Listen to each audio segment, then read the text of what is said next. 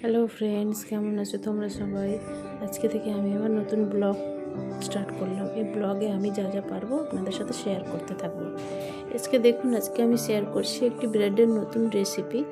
হ্যাঁ, আমি brown bread নিয়েছি, আপনারা হোয়াইট ব্রেড নিতে পারেন। এবার ব্রেডটাকে নিয়ে আমি একটি ব্রেডের 4টে করে টুকরো করব। আমি 2টো ব্রেড একসাথে কেটেছি, আপনারা যেভাবে পারবেন কেটে নেবেন। এই দেখুন, আমি এক ব্রেডের 4টি টুকরো করে নিলাম, একটি ব্রেডের 4টি টুকরো করে নিলাম। এরকম করে আমি মোট 6-7খানা ব্রেড ইউজ করেছি। আপনারা আপনাদের পরিমাপ হিসেবে ব্রেড নিতে পারেন। এই দেখুন, সব ব্রেডগুলোকে আমি টুকরো করে কেটে নিলাম। আর এদিকে কড়াইয়ে তেল বসিয়ে দিলাম। তেলটাকে গরম হতে দিতে হবে আমাদের ভালো করে। দেখুন, আমি অল্প পরিমাণে তেল ইউজ করেছি, আপনারা আপনাদের পরিমাপ হিসাবে তেল ইউজ করতে পারেন। এই দেখুন, তেলটা দিয়ে এর মধ্যে আমি ঘি দিয়ে দিলাম। তেল আর ঘি একসাথে মিশিয়ে আমি গরম করে নিয়ে কেটে রাখা ব্রেডের টুকরোগুলোকে দিয়ে দিলাম একে একে। দিয়ে সবগুলো ভালো মতন বসিয়ে দিয়ে এপিট ওপিট করে আমাকে ব্রেডগুলোকে ভেজে নিতে হবে। এই দেখুন, যতটা ব্রেড আপনার একবারে আটবে আপনি দিয়ে দিতে পারেন।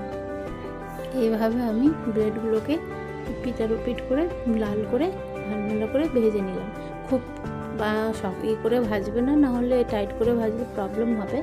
আপনি একটু খেয়াল রেখে ভালো মতন লাল করে ভেজে তুলে নেবেন ব্রেডগুলোকে। এই দেখুন, এবার আমি ব্রেডগুলোকে তুলে নিচ্ছি। সবটি ব্রেডকে আমি তেলটাকে চেঁচে ব্রেডগুলোকে তুলে নেব।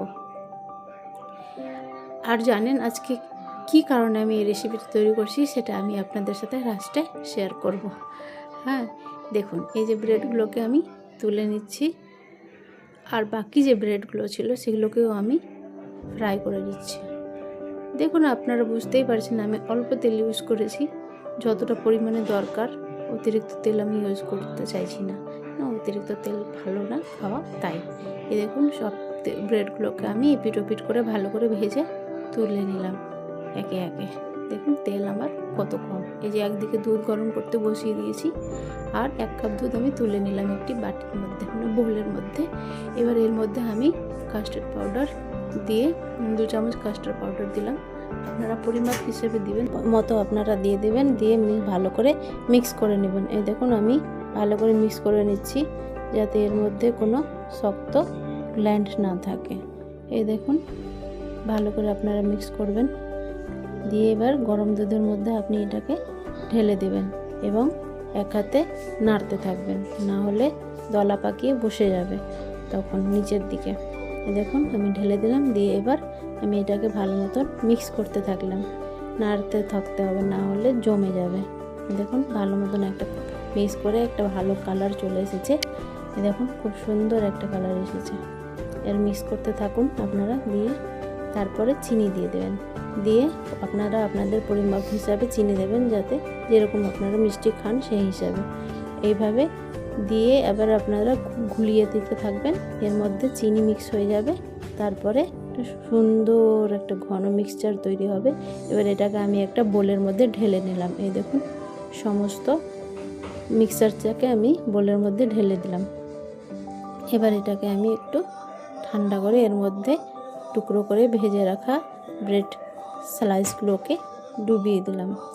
দেখুন, ভালো মতন আপনারা ডিপ করে দেবেন, যাতে পুরোটা ডুবে যায় আর একটু ওপর সাইডটা বাইরে থাকে, তাহলে ক্রাঞ্চি ভাবটা আপনারা এর মধ্যে পাবেন।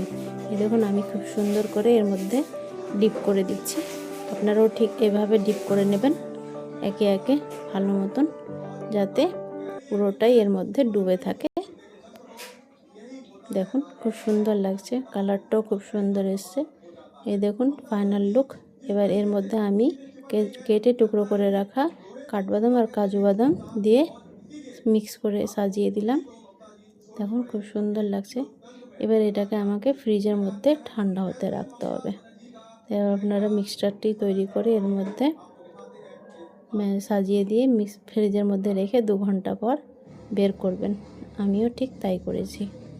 এবার এর ফাইনাল লুক এটা। এবার আমি এই রেসিপিটা কী জন্য বানিয়েছি সেটা বলছি। এটা আমি বানিয়েছিলাম আমার বড় ছেলের বার্থডে উপলক্ষে। এবার আমি ওকে এটি সার্ভ করে দিচ্ছি।